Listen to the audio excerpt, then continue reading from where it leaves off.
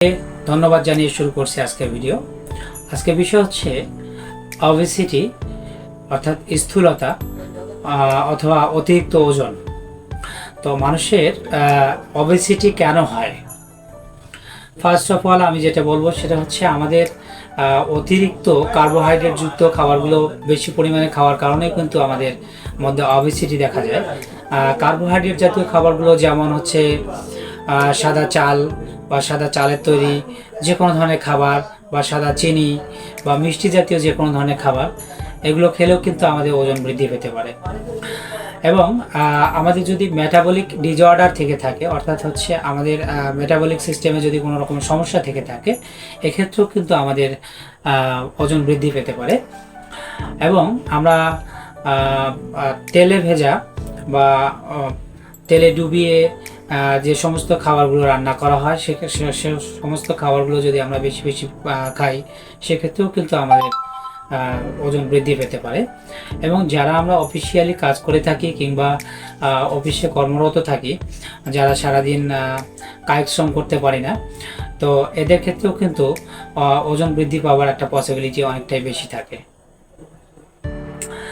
তো আমি এই ওজন কমানোর জন্য দু একটি টিপস দেব।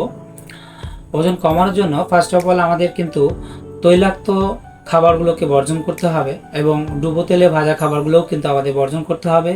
এবং কার্বোহাইড্রেট জাতীয় যে খাবারগুলো আছে এগুলো আমাদের পরিমাণে কম খেতে হবে। যেমন সাদা চিনি, সাদা আটা বা সাদা আটা তৈরি যে কোনো ধরনের খাবার, এগুলোকে কিন্তু আমাদেরকে অবশ্যই পরিমাণে কম খেতে হবে। এবং আমাদের অবশ্যই ডিটক্স ওয়াটার পান করতে হবে। আমি এর আগে ভিডিওতে ডিটক্স ওয়াটার নিয়ে দু একটি কথা আপনাদের বলেছি যে ডিটক্স ওয়াটার কিভাবে বানাতে হয়, এই ধরনের পরামর্শ কিন্তু আমি দিয়েছি আপনাদের। তো আপনারা সেখান থেকে দেখে নেবেন যে ডিটক্স ওয়াটার কিভাবে তৈরি করা হয়। এবং আপনারা বেশি বেশি শাকসবজি, ফলমূল কিংবা সবজি খাবেন, অর্থাৎ আমিষের পরিমাণটা কমায় দিয়ে আপনারা সবজির পরিমাণটা একটু বাড়াবেন। এবং আমাদের প্রচুর পরিমাণে কাজ করতে হবে, অর্থাৎ আমাদের পরিশ্রমী হতে হবে, আমাদের শরীর থেকে ঘাম ঝরাতে হবে।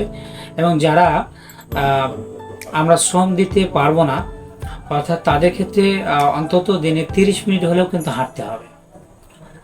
অর্থাৎ আমি যদি এক কথায় বলতে যাই যে walking, running and swimming is the best exercise.